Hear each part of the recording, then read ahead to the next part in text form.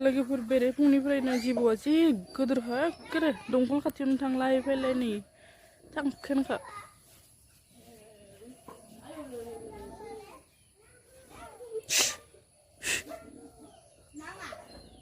ओइ दंखलनिफ्राय होना हरनायखाय इयाव फैना थालायबाय दार थांलायो मान गोदोरखा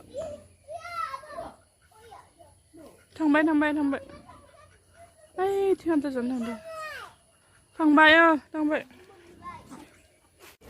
हेलौ लोगोफोर खुलुमबाय आंनि गुबुन मोनसे भिडिअ फिन नोंथांमोनखौ गोसो गोथारै बरायबाय लोगोफोर नै दा आं स्कुलाव फिसाजोखौ नेबाय थादों दिनै मा जालांगोन भिडिअखौ नोंथांमोना नायसाबलायदो लोगोफोर आरो आंनि चेनेलाव सोरबाफोर गोदान फैदोंब्ला अननानै लाइक शेयार आरो साबस्क्राइब खालामना गालां लोगोफोर मेगिखौ माबाना लाबाय रुनानै दा इखौ दाउदै होनानै एवनोसै आरो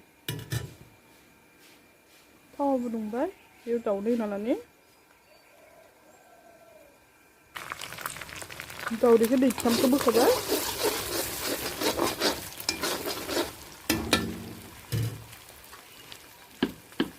बेयाव दाउदैयाव सौफैबाय ओमफ्राय माबा होबावगोन आरो मेगिखौ बयबो मिथिखायो मारै बयल खालामो बयल खालामना लादों आङो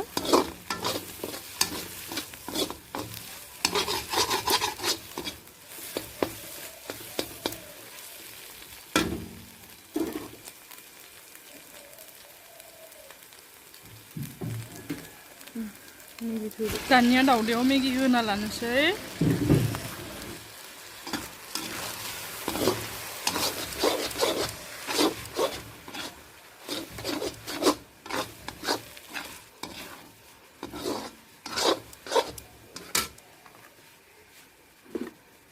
संख्रिखौ बाय होबावना लानि माबायाव दाउदैयाव बायल' होदोंमोन ना दा मेगियावनो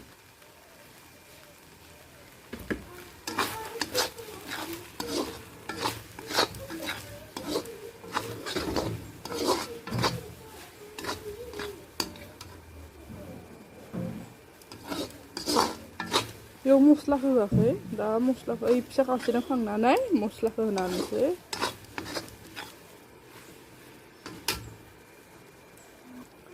फिसा खावसेनो खांबाय ओमफ्राय नैया माबाखौ मस्लाखौ गिलिना लाबाय इयाव होनोसै आरो गिदिर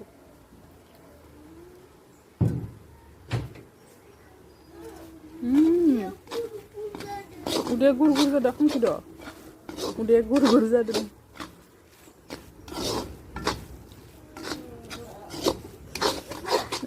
गरमाव इयाव मा मोनफैबाय थादों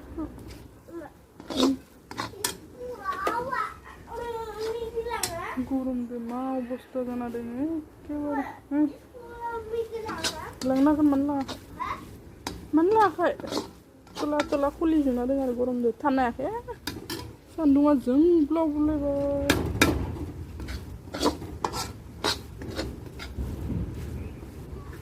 दा इयाव केपसिकामखौ बेलेग एवनानै होना होनोसै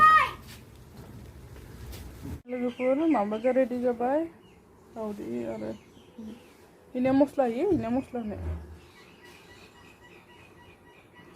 दिनैनि टिफिना रेडि जाबाय सिम्पोल दसेनो मोनो गथ'फोरा जाना बिराद गाहाम मोनो आरो इफोरखौ एसे मैया लोगोआ जि बरिया लाना फैदों फिथा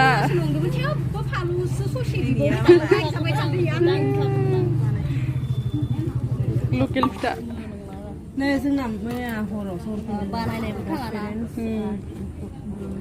आंनिया जायाथार मोनबायगोन फिथाया बायनानै लाना फै मालाय मोदोम नैबे मा कालार नांखो माबा कागजनि कालार नांदो नारखला बायना हर आं खावग्रा जागोन दे टेनसन गैया जि गथ' न' जोंनिया लाब जासोबाय स्कुलाव फैनानै जेरै मेरा खावसे दा सायाव बिदि बया खालामफैखादोंमोन आङो उखै मारदोंमोन आं थिनसै बखम गारदोंमोन होनबा दा इनो देखायना होदो जाहाय खट जायाबाबो लोगो मानो माथो होनो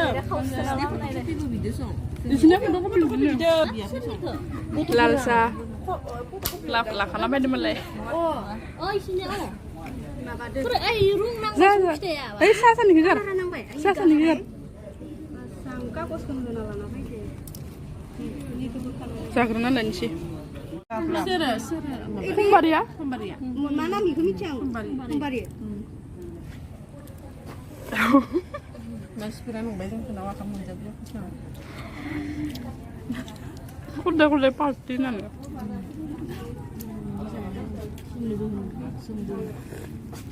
फ्लाक्सखौनो गोदोर बायनांसिगोन होमबासो सालाम नांगोन ना आंबो दाख्लैनो जासाबदो सायानो सासेया फिथा लाबदो नै सासेया नारें लाबलायबाय लोगोफोर एखे रेदिनि पार्टियानो पार्टि आरो ओरैबादि गरमबो ओंख्रि जानो होबाय लाइ बिलाइफोरखौ आं लाना फैबाय सोरबा सिखा लाबबाय सोरबा माइबा लाबबाय बिदिनो रानलायना लाना फैदो आरो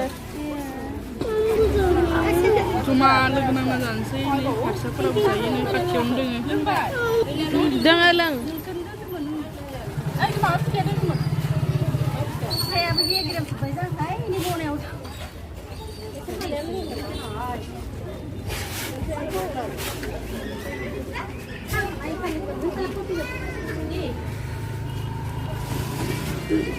जिरबाय थाबाय जोंहा नै दा सुटि जाहोलांबाय सोरबा बेलेग क्लासनिफोरा एगजाम सोलियोना बिसोरना सुटि जाबाय दानिया फिसाजो गिदिरनिया समबारनिफ्राय जागोन आरो बिनियाबो 10थायावनो सुटि जालायगोन दा लांफैनाय भिर जादों हानलांबाय लेमलांबाय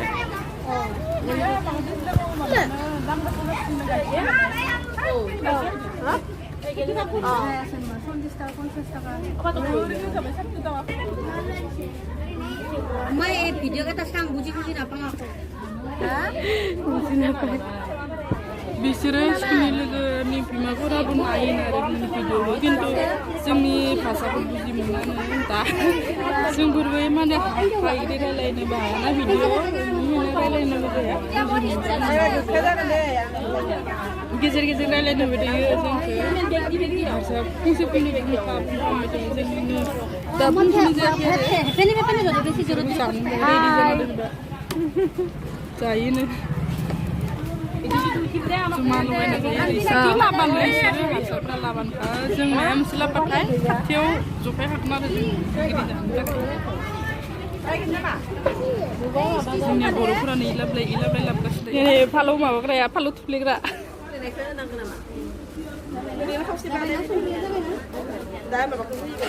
जानो हायो गोदो होगा फालौखौ इसोरबो जागोन ना मान प्लास्टिक नालाय मानो गाननोबा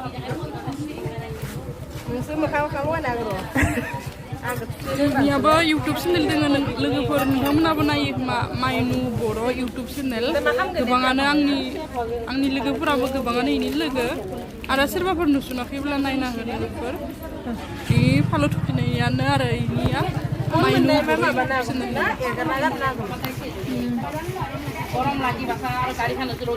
इयाव डास्टबिन मोनसे दोननांगोन नोंसोर बाहेरावनो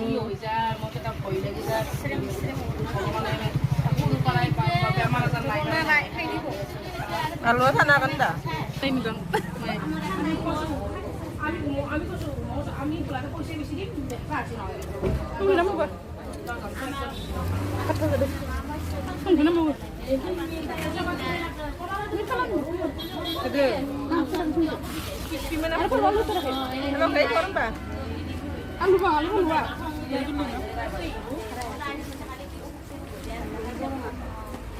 आरो खेबसे बुंबावनि लोगोफोर बेनो जाबाय माइनु बर' इउटुब चेनेल इनियानो चेनेल दङ आरो मोनसे फिसा इनियाबो आंनि बायदिनो नोंथांमोनाबो एसे हेफाजाब होलायदो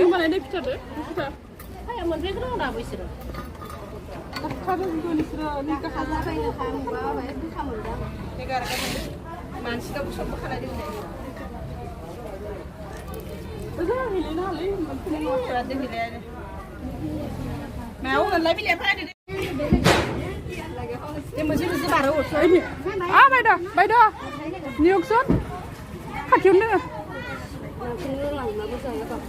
दोङो इथिंनो लांनोलै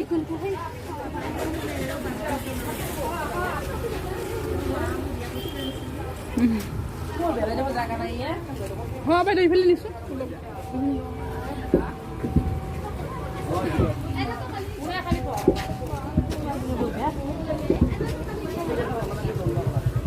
लाइबिलियावनो जुदि खैजोन गाखा जागोन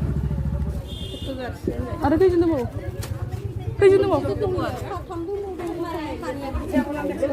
Lima kian ay? Isi lah. Boleh ha? Asli lupa. Asli loh. Tunggu royo sudah.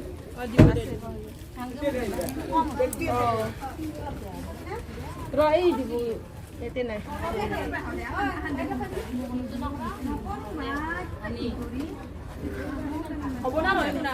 Kak. Udah. Kuning kawan. Bisa nauhan aja ini. Sudah baik nih. Ya.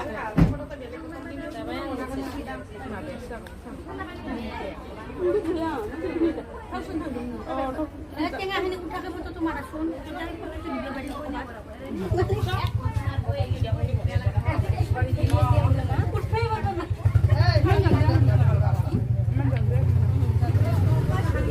Jik, gelap lu mau baik.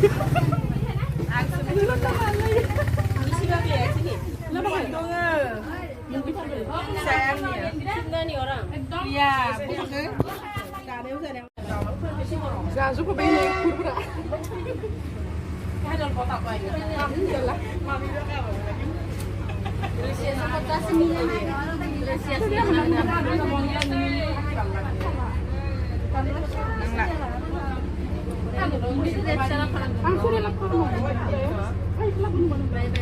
bisa promo.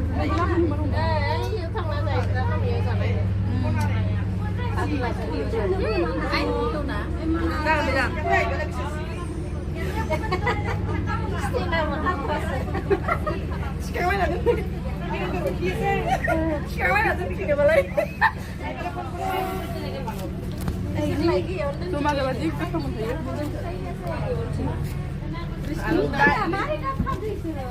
Terus kulang ide kalau nama itu.